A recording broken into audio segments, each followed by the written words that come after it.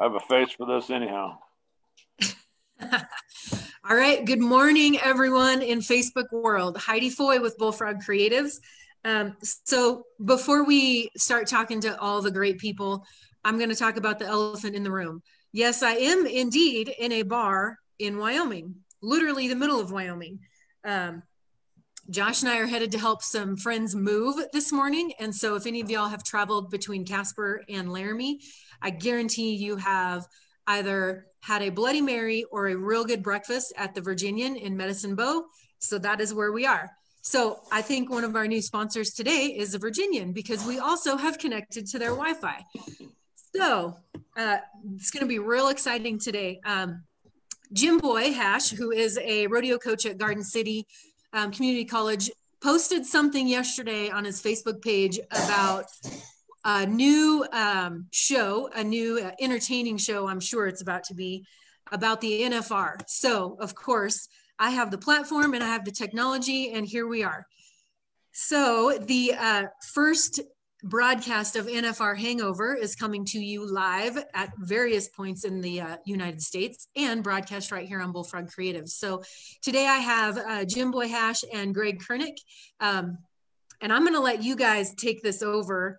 The only thing I really want to talk about, because I think y'all have more of the background and the kind of backstories for the NFR. The thing that I am enjoying, and this is probably real minor, but I think that everybody probably likes this part of the rodeo, is the opening and the national anthem. I love that we get to see that this year. We get to see more of the performance, more of the production end of it. And after being in production for the CNFR, that's kind of my, like, I look for those things now. I'm watching the spots. I'm watching what fireworks they have. You know, I'm watching kind of what goes into the opening a little more than I ever did before. That's for sure. So why don't you guys take it over, and I'm going to pull up and kind of moderate. I'm going to pull us up on Facebook over here and moderate and make sure that I'm not missing any questions.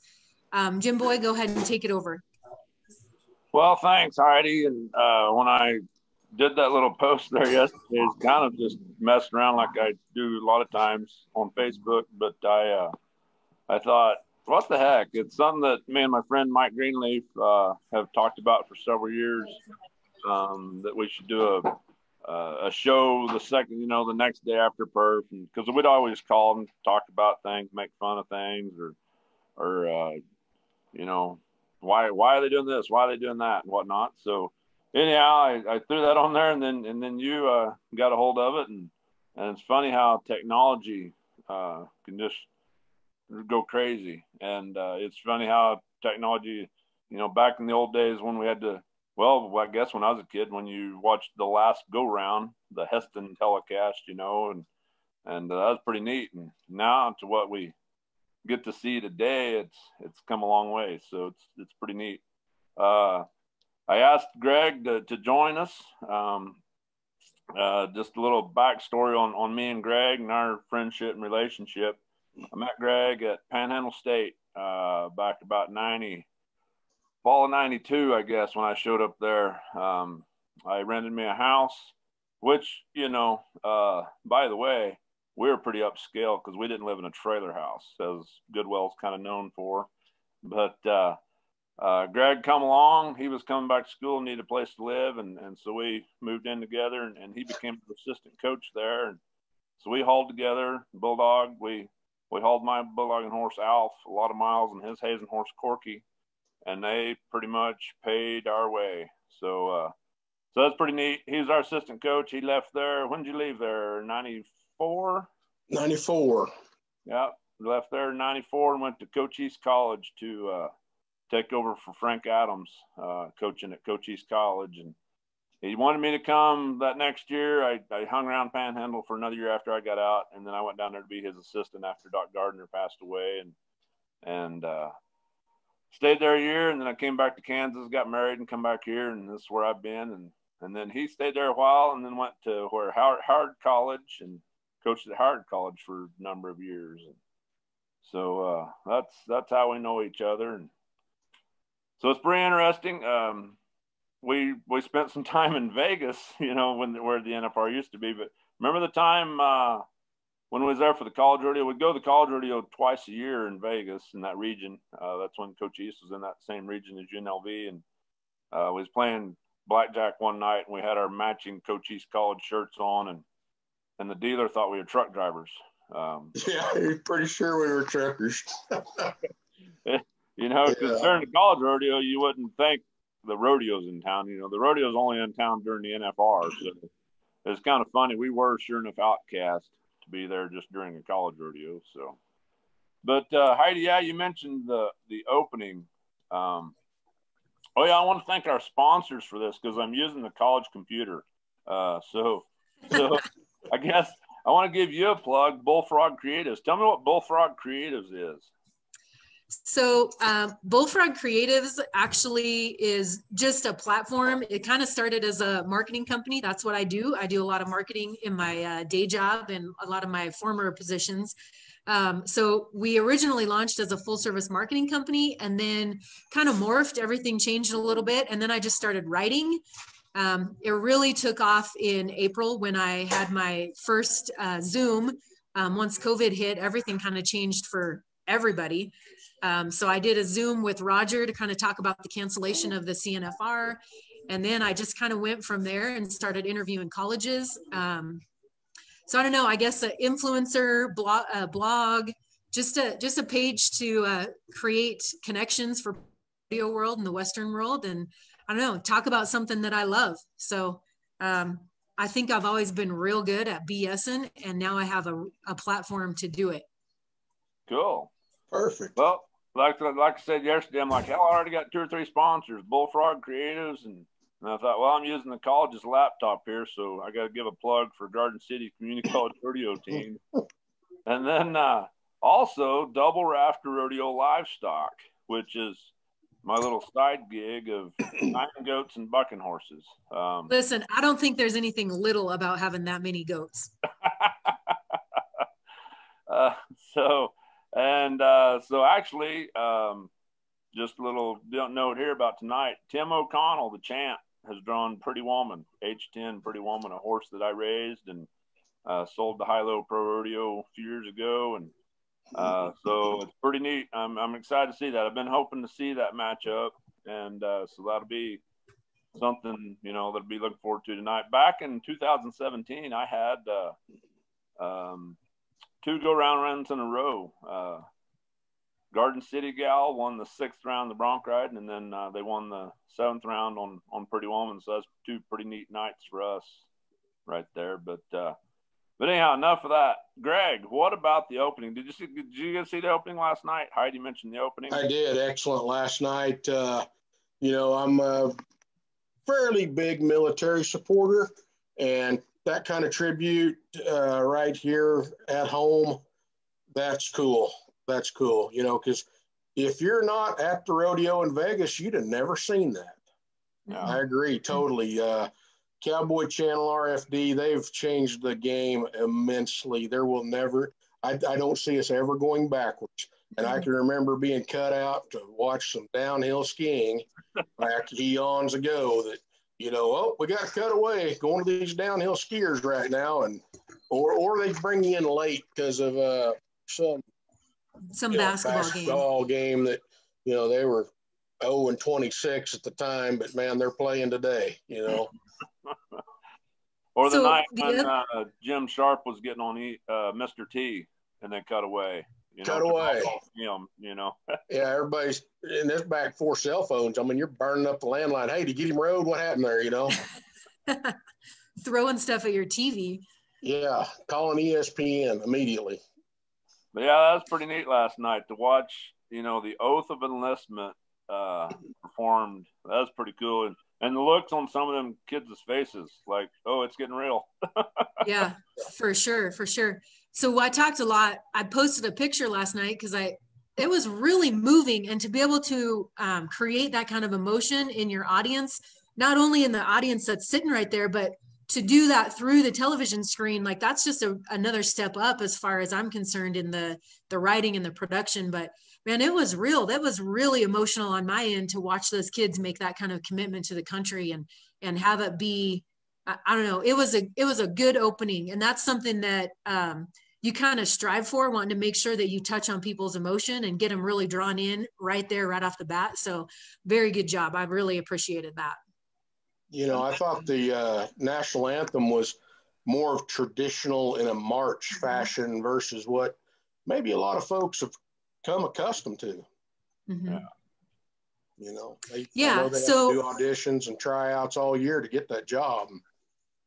I thought great job the national night. anthem, the national anthem in the first round also was on point. I think it's often overlooked, but it's such a huge part of what makes rodeo so special, is that prayer and the national anthem in the beginning. So I'm excited to see kind of what else we can do.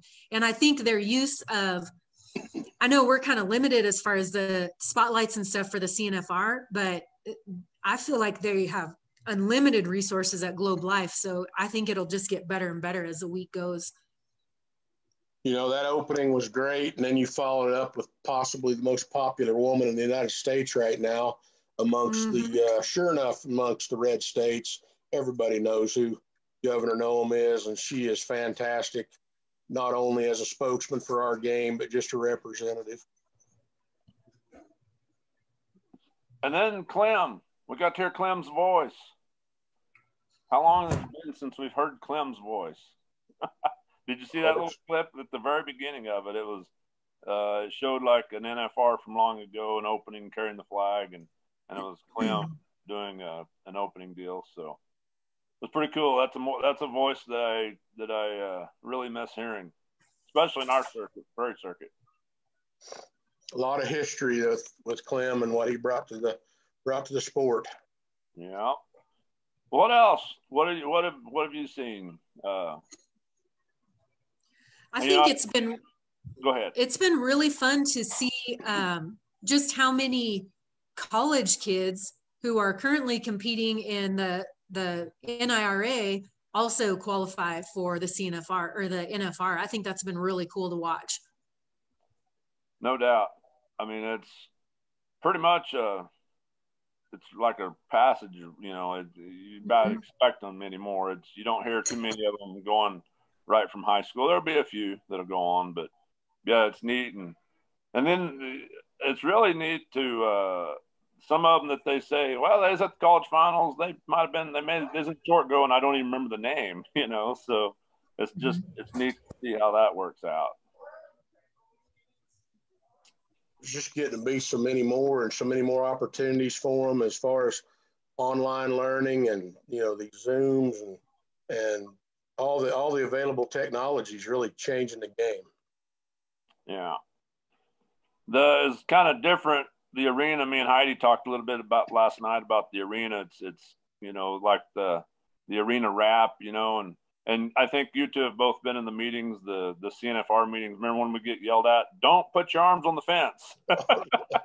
So it's interesting. I like looking and watching the NFR to see, you know, when they go around the arena and you see all the arms sticking through the fence. But not only that, it's neat to see. I mean, it's just different. You don't see, I mean, you can see through the fence. You can see people down in the dugouts there.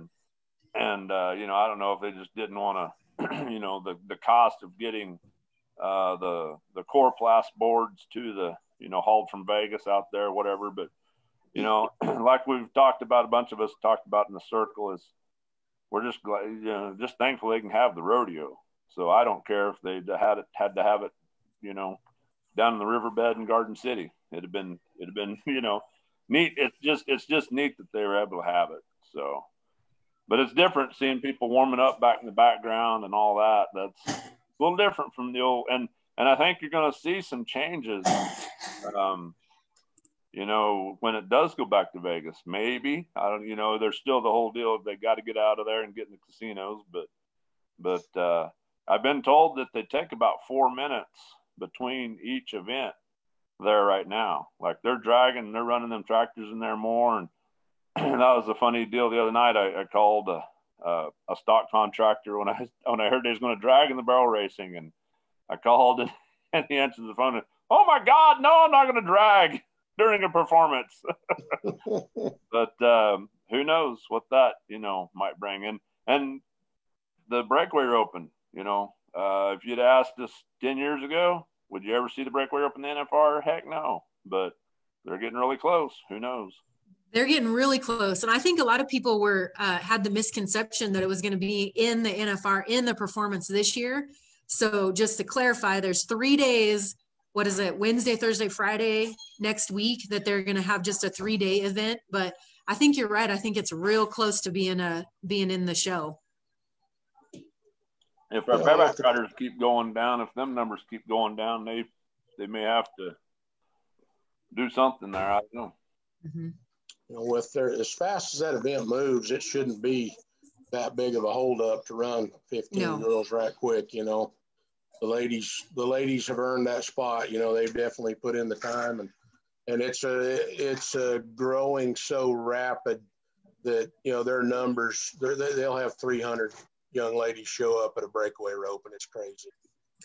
Well, so Lindsay Rosser Sumter and I were just talking about this, that it can become a crowd pleaser, because I think the crowd almost thinks the calf wins. And, you know, I think it goes, like you said, it goes fast enough. And I think the crowd is going to really enjoy it too. So I don't see it too far off. Yeah. No, be right on the next year, I bet. Yes. So we do have several people commenting. Oh, no. Kelsey Scott is real appreciative of your frozen face, which I'm kidding. You have not moved since we started. We've got another Joe. Round 1 opening was amazing. Enjoyed the intro to the rodeo stars. Let's see, Trevor Kernick looking good, Jim boy. And then Bubba Hall, it was great to see Elshere and Thurston compete, former Gillette College Pronghorn and Sheridan College Generals. Easy with the promos of Wyoming Cowboys, Bubba. Yeah. Listen, there's not very many this year, so we got to get them out there. Just real quick, do you know Bubba? I do now. We started a little conversation on the side. All right. Well, that's what because he was our baseball coach at Coach East when me and Greg were both there. So yeah, that's funny. So he commented like, "You're from Casper. I'm from Sheridan." So it's always interesting. The rodeo world is not very far separated. Director over your district up there with Sheridan and Gillette up till just I guess COVID looks like. So yeah, great guy. So, Greg, I mentioned to Heidi last night, yesterday, I said, some of the things, I want to do on here, I don't want to just be like everybody else, talk about the same old crap. But I mentioned to her the green helmet that always hung behind the heading box. Do you know about the green helmet? I don't guess I know that. You don't know what I'm talking about? I don't guess so. So in years past, for I don't know how long in Vegas, if you go back and look at any video behind the heading box, on the lead-up fence where the steers come up in there, you'll see a green helmet. It's like an old bicycle helmet with like some Martian antennas sticking out of it and kind of stars on there, I think. But the story goes, I think Tommy Rumford came up with that when he was helping there, and so I guess they had some low bow gates, the tops of the frame, and when they'd be bringing the calves and steers up into the building before the perf, I guess, pretty well known, you better duck. I guess maybe it was on horseback or whatever. But I guess guys would hit their head on it. So it became a tradition. I think Tommy came up with this helmet, and if you hit your head on the bow gate, you had to wear the helmet that night. Had to wear the helmet hat, huh? So they'd have it setting there, and a lot of people had never noticed it. And a few years ago, somebody's like, "What is that green thing behind hanging on the fence there?" And I kind of knew the backstory on it. And so the other night, I'm like, "Oh yeah, the helmet," and I didn't see it. So apparently, the helmet didn't make it from Vegas to Arlington. Hopefully, they didn't lose it. Hopefully, it'll be back there next year. So I went back. I Googled some just NFR footage.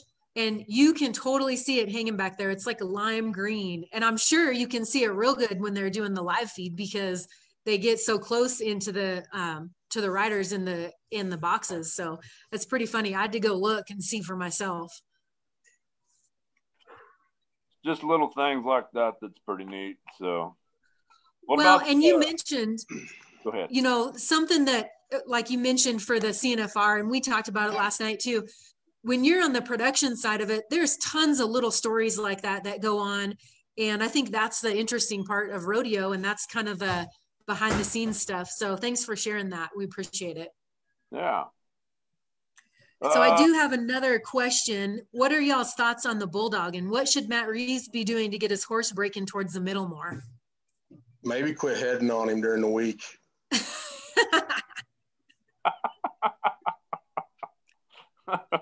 I have not a clue. That was a big topic yesterday down at the sale barn, though, that looked like Matt might have been heading steers till number 7 Wednesday night before he showed up.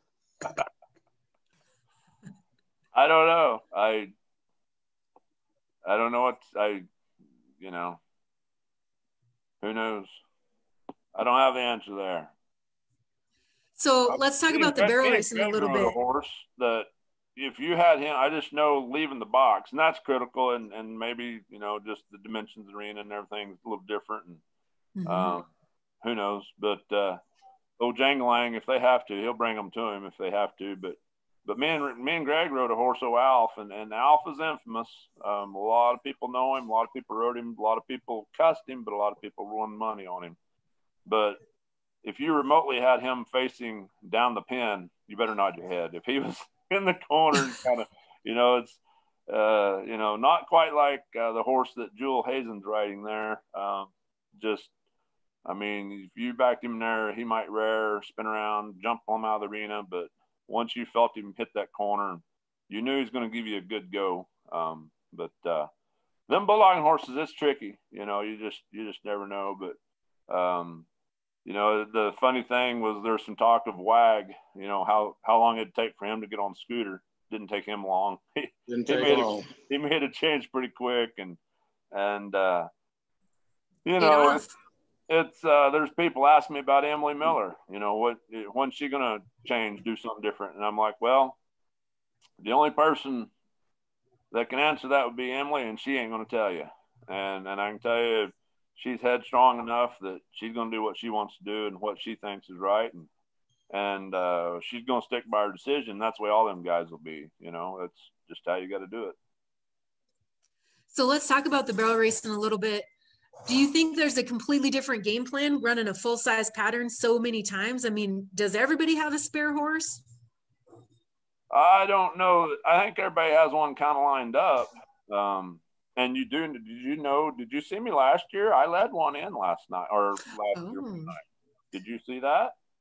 I'm sure I did. Well, the night that Emily rode her yellow mare last year, it was kind of a joke when she's at the college finals that I needed to be her bumper boy. At the college finals, you got to have a bumper, which I don't know if you noticed, but last night I was kind of scared for one of them girls. What's her name? Blasted by that corner. And they might need to get a box pad on that corner before there's a kneecap hanging on it here in a minute. But sure enough. Anyhow, I know some of them girls have some really good backups, and some of them don't. And I learned last year, like Emily had a game plan of riding the backup when she wasn't in very good position on the ground, when she was further down on the ground. She's going to ride the good horse when she's on top of the ground, but then go to the other horse. But now with them dragging, that helps a little bit, changes it up. The arena itself changes things up. They can go in there and practice. Some of them will, some of them won't. I heard last year, just kind of being in the inner workings of things last year when I was there being a stall boy, is kind of interesting. Emily was in the same barn as a couple other girls, because most all them barrel racers keep their horses off ground. And there was a lady there that was furnishing a backup for somebody. And when she came back, me and Emily's dad, Tom, was still cleaning stalls. And she goes, "Oh, it was interesting watching this morning." She said the third barrel ended up in the healing box one time. So So she said the tempers are flaring. It's getting late in the week, and some of them weren't winning what they was wanting to be winning. But I think it's a whole different game plan. You know, in the Thomas and Mack, they don't want their horses seeing that arena that much. But I think in this pen, some of them might be wanting in there a little more for practice, maybe. I don't know. But like the first night, Lena kind of was lost, I think. Yep. Jimmy, and then she came back, and Palomina's dominated last night between Jimmy and Haley. So, yeah, for sure. So Trevor asks, Will Loomis, how long till he gets on a hot streak? I think he started yesterday. You know, he had a barrier in the first round, and that's my pick in the fantasy deal. We do a little one out here at a convenience store, and Will's a beast. You know, those big cows, long score. Come and get it. Will will be your guy. He'll be all right. He ain't done anything wrong. He's fine. So Tammy asks. Glad to see Chad Masters switch ropes. That guy, he head's phenomenal. He used, I don't know what color it was, but it wasn't the normal blue or green that he usually carries. And that first night, it probably cost him a little bit. And last night was back true to form. Yeah. So Tammy asks if y'all should Joe explain what the rule infraction is in the calf roping. They've no timed one roper each round so far. Most of us know, but for those that don't, what's going on with that? He did touch on it a little bit more last night when it happened to Tough. But yeah, the first night I'm like, go ahead and tell them. I mean, I don't know. It's kind of like the hot shot deal, you know, there for a long time in rodeo. We got to hide the hot shot. But I'm almost, and this is, people make fun of me if they want, but Little Britches finals one year, one of the guys told me, I said, oh, hey, we need to, he goes, no, he goes, we'll tell them. If anybody says anything, we know how to run it. We know it helps the animals keep from getting hurt. So, you know, and so I'm kind of the same way. Let's quit dancing around it. You know, who knows? We I don't want to get political, but anyhow, I was going to say in another month, rodeo may not be allowed anyhow, but no, I think let's go ahead and tell them it's an animal, you know, issue, and it's discussed in every association every year. You know, should there be a penalty? Should there be a fine? What should it be? And yeah, I'd like to go ahead and see them expand on that. Mm-hmm. And they don't even have to show it necessarily. I know they're not going to show it. They train the camera not to, but yeah, let's expand on that. But so something else, and Joe just mentioned it here. Steve Kenyon, that's a good add to the production as far as the stats and the rules. I think that's a really good piece to add in. Yeah. Steve's bringing up some good stuff there. You know, talking about go round wins and their percentages and things like that. And that's just stats that, you know, the normal viewer's not going to have a clue any of that. And brings a little bit more of that baseball, other sport type concept to the game. And anything you can add definitely is an input.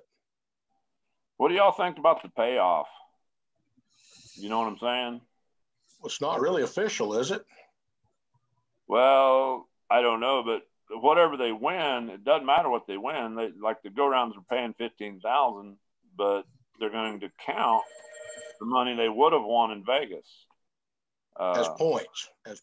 Yeah, to win the world.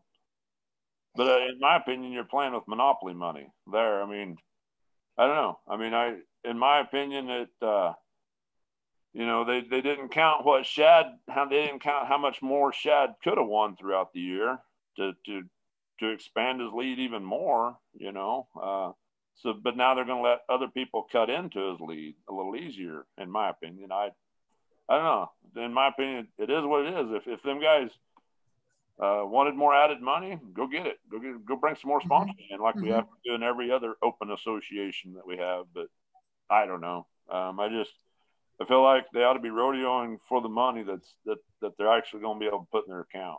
Yes. Yeah. So Steve Burney asks what y'all's thoughts are on the points versus the money. So I think everybody touched on it a little bit. Was that the thought process? Like they were trying to make it as close to or similar to Vegas as they could, and why wouldn't they just go on money one? If everybody's playing by the same rules. The explanation I got was that management wanted to, keep it the same, but they're still not going to set any records.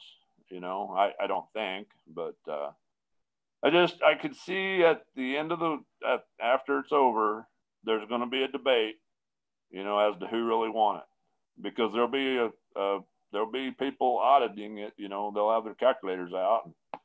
Not that anybody on my rodeo team be able to, because they all flunked out algebra and had to drop it. But I guarantee you that at the end of the week, they'll be saying, "Well, really, so and so won it." So I don't know. That's what I hate there. Well, and I think you're going to have that question anyways, because, well, it wasn't really a normal year. So is there any validity to your championship this year? And it's just like, I feel like we're kind of going to have that conversation at the collegiate level too, because you've got some colleges that couldn't compete one weekend. So is it really were you really competing against the best? Yeah. I don't know. In my opinion, if you walk away with a gold buckle, you won the gold buckle. Absolutely. That's how the rules were. So you win it. Just like back in the old days of, if you won the finals, you won the world. Well, that's how the rules are set out. So congratulations. What about the bronc riding last night? Greg, do you remember, the rider takes one laying down. Do you remember maybe the last guy that took one laying down at the NFR? I'm sure I've seen it, but it's been a while. Cliff Norris. Cliff Norris, yeah. He had Papa Smurf. I was thinking that last night. It was either Cliff or Ranch Bray, or, kind of back when it was still a cowboy game. Yeah. Yeah, looks to me like if your name's right, you're going to probably do well in this sport, sure enough. Looks like they got a barrel racer coming up from the awards ceremony. Yeah. Sounds like it. Yeah, she probably ropes or something too, So we've got some more comments here. Matt Reeves says they will be equal if we keep fans, and they wanted it for a competitive situation. So I'm thinking he might be talking about the points there. Yeah. Man, we got Matt watching, a board member. Yeah, Matt. Golly. We're big time now. Yeah, we need more sponsors. Yeah, he's a board member even, event director. That's great. Glad to have you on there, Matt, with us. Yeah. Absolutely. It's interesting. Me and Matt, it was funny last summer. We talked on the phone quite a bit. Like, I'm the Kansas High School Rodeo president, so I was having trouble trying to get our high school state finals scheduled, and we ended up having to have it at a different venue and everything. But it's funny because he would call me to ask me what's going on up here in this area, and then I'd call him, quizzing him about things. And so it was we spent a lot of hours on the phone with one another. But I tell you what, Matt, I do want to give you a shout out. I appreciate the time that you've spent, all the directors, anybody that's willing to be a director in the sport. And I know it ain't easy, the ass eatings you take, all them things, and never, people's always going to doubt the board and everything, but as members, they have to support the board's decisions. And, there's a lot of, there's all that talk about the contestants that didn't get to compete. And, I like I say, we're thankful we're getting to have a rodeo. So I appreciate you, Matt. Thanks for what you're doing. And good luck. And good luck. So what are we missing? Let's talk about a little bull riding, you guys. Well, I seen a bunch of mean muleys last night. Bunch of mean muleys. Donnie was pumped. A lot of them in the well. Throw them a nickel. They need to make a wish. A lot of them in the well last night. Heidi's guy, Kai, she kind of likes Kai, I know. So I do. I had an opportunity to interview him when he was in Casper for the PBR. Super nice kid. That it's something, I did a couple of fantasy teams with Pro Fantasy, and it's one of them deals. I'm like, okay, I got to spend money on a bull rider, whoever I think's going to do. And so then I'm like, okay, is Boudreaux going to keep it rolling or not? And I went with Boudreaux, and oh man. Man, you must have had the same bookie on that deal, because that's who I took, and it hasn't worked yet. But it's a long couple of weeks. There's some rodeo left. Oh yeah, it can turn around. But man, if you got Stetson, you're like, heck yeah. Yep.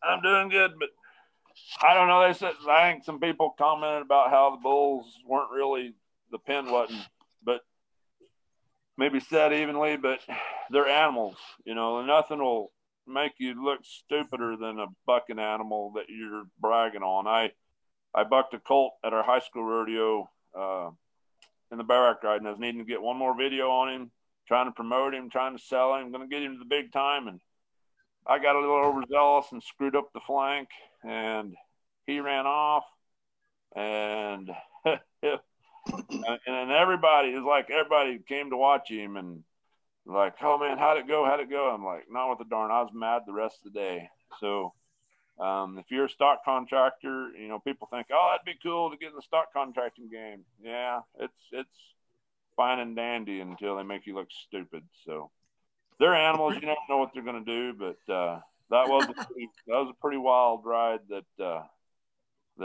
Stetson had. Man, that's fun to watch. That's kind of like that reminds me of Cody Custer going 94 and Wolfman one night at the NFR. I mean, that's all right. So we've got a couple comments. Bubba says it's good to see Jimmy and Greg haven't changed. Monty Turley, muleys are Jimmy's favorite. Poor JB, you haven't changed in the last 34 minutes. Your face, you're just stuck. Jalen, Stetson or Kai for world champion? What's your call? Ooh, that's a tough one. I'd like to see Kai Hamilton win it. You know, those Wright boys, they got them a stack of gold buckles out there in Utah. Let's share the wealth. And then let's see what else we got. What's your opinion on the calf roping, the setup and the longer score? Love it. Every part of it. These guys want $100,000 for a horse. Let's see what he is. Yeah. And then really, they're still going to gather them up. You know, it's like the team roping. They're talking about, oh, it's 2 foot under. Well, guess what? At the old Horse Palace at Garden City Community College Rodeo, we make the score even, and they're still getting them caught and roped. I mean, I don't know. I know last night Joe B was kind of defending the team ropers from the first night, and I made fun of myself, and that was the comment that caught your eye when I said, you know, why'd they have a number 7 team roping with no handicap the first night? And I'll be honest, I'll be the first one to say I stink at team roping. I hated team. You know, Doc Carter made me enter the team roping at the college rodeos. I'm like, Doc, I'm no good. And but because back then it was entered twice, and roping against all the guys we was roping against in the speech, and I was like, I have no business. But all I'm saying is, you know, them guys are good enough; they can handle all situations. And so then look at it last night. They're already getting into the fence again. You know, if a steer goes left at all, them headers are getting into the fence. There was a rope almost laying on the ground last night when a header was trying to get faced. But yeah, the calf roping, you know, it's good. It's different, and you know, it's just, let's go see who can you know, make it work. And like Greg said, with them horses, as much as they cost, they need to be able to handle it. Yeah. So do you think, I think there's a little bit of a advantage for some of the returners, some of the people that have qualified for the NFR. There's a little bit of an advantage at the Thomas and Mack because you know the pin, you know the score, you've been there, you know what to expect.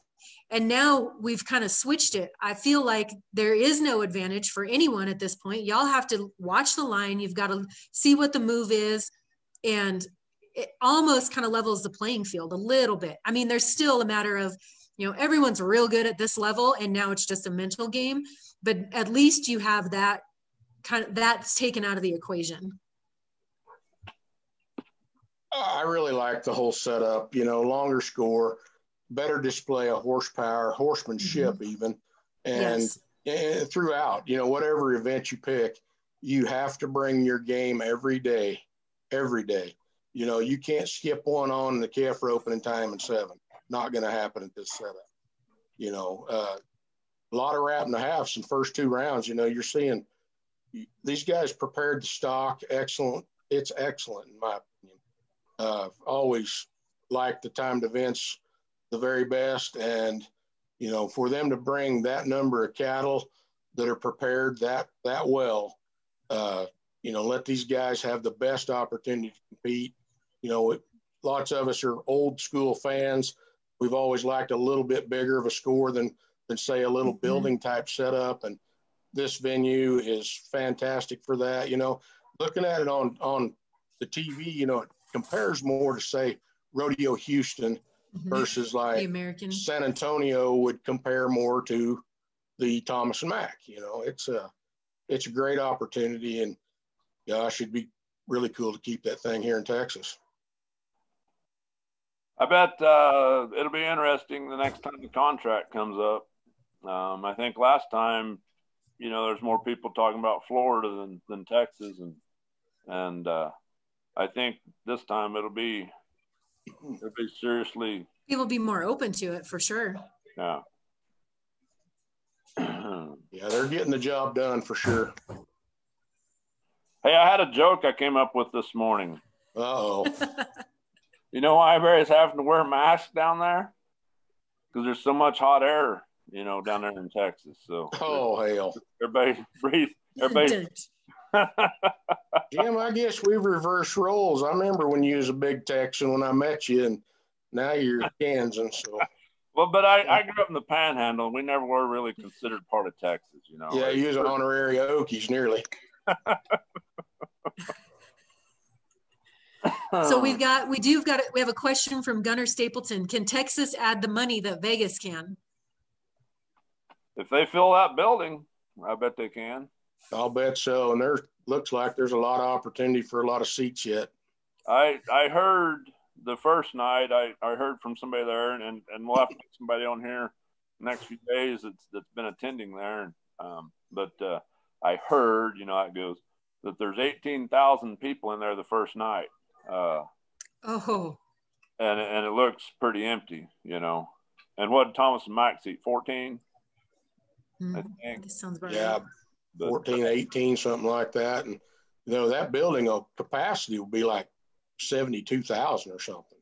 Huh. Obviously, well, and you start to change the game too with those boxes. I mean, you can corporate boxes, sponsorship boxes. I mean, it could be a game changer. And not that this would be really considered possibly, I don't know, but I don't know what all's down there, but I sense that it might be a little more family friendly, than Vegas, but I don't know. It'll be interesting. I don't know. I'm not involved. I'm not deep enough to know, if there's a chance or not. And I don't even remember how many years Vegas has left. But I bet it'll be a little trickier negotiating for Vegas. They might have to up their game again. Yeah. So guys, we're coming up on just about an hour. I told you, once you get to talking, you never know where it'll go. Is there anything else y'all want to touch base on, or shall we wrap it up? Well, I was just kind of wondering if anybody knows where Joe Beaver's catching up with everybody at, since there's probably not as many elevators around.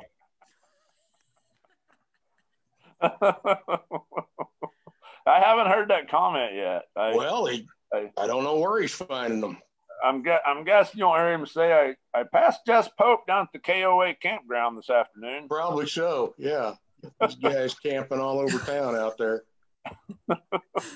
So we do have a couple more comments. Steve Burney says, how would you like one of those seats up and behind the warm-up arena for $200? Bubba Hall says Texas over Nevada. Derek Carroll, pretty good after the rodeo show. Lots of entertaining insight and perspective for a couple of truckers from Cochise. Looking forward to the next one. I did wonder about them seats back there behind the warm-up area. I'm like, golly, are them really? Is that where? And then I asked, and I haven't found out the answer to this. I don't know if anybody who's watching that would know, but what keeps a person from leaving their third level seat and going down there, like down with Vegas, if you see an empty seat, and snag it. I don't know if there's ushers that are sure enough checking your tickets to make sure you're supposed to be sitting there or what. I did hear from somebody that there's like 3 people assigned around there to go around and make sure the contestants are masked up. I think you get a warning or 2 and then they start finding you or something. So well, and it seems like everyone's real quick about putting it right back on as soon as they get done. So honestly, why jeopardize your 10 performances if you can just put it back on. Before we leave, I want to this just a little deal. Talking about technology, it makes me remember one morning when me and Greg were sleeping in. We went to a rodeo, and it was during the Bronx School at Goodwell, the infamous Goodwell Atbyers bronc riding school. And me and Greg, I think we'd went to Abbeville the night before or whatever. Yeah. We were having a little trouble getting back. It took us a little while to get back. And so we're kind of sleeping in the next morning, and there's a bang, bang, bang on the door. And so I get up after a little bit, and I kind of go to the door, and I look, and it's Doc Gardner, our infamous rodeo coach, Doc Gardner. He's hobbling back to his pickup, and Greg's like, "Who was it?" And I'm like, "Oh, it's Doc." And Greg says, "Yeah, I suppose we probably ought to be getting out there." Pretty soon our phone's ringing. And I looked over at the phone, and we got an answer machine. And I don't know if we had caller ID or what, but I pretty well knew I wasn't going to answer it. And so Doc's out there in his pickup on his bag phone.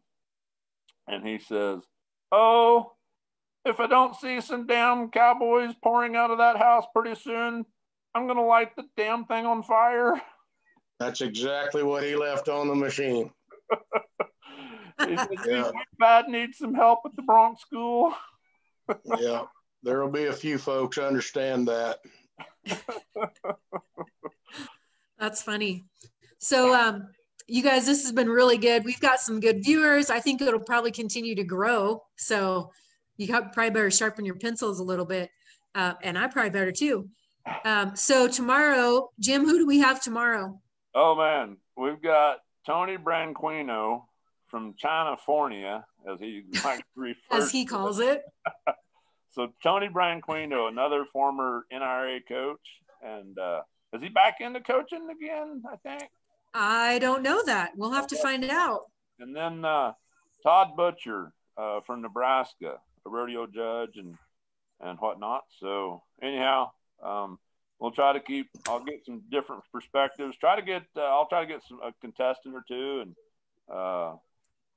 maybe try to get Brent Sutton on here as a pickup man and some different things. So we'll see what we can get done this next week. That sounds good. So thank you guys so much for tuning in. We will catch you guys every morning after each round. This is Heidi Foy with Bullfrog Creative signing off. Again, if you are watching live, make sure you post your comments and questions below. And if you are watching the replay, then definitely still post your comments and questions below, and we will come back around. If you've got any insight or tips, obviously we'll take all the information we can get, because clearly we are not there and we are couch watchers this year. So thank you guys so much for tuning in, and we will see you tomorrow morning. Thanks, guys. Thank you.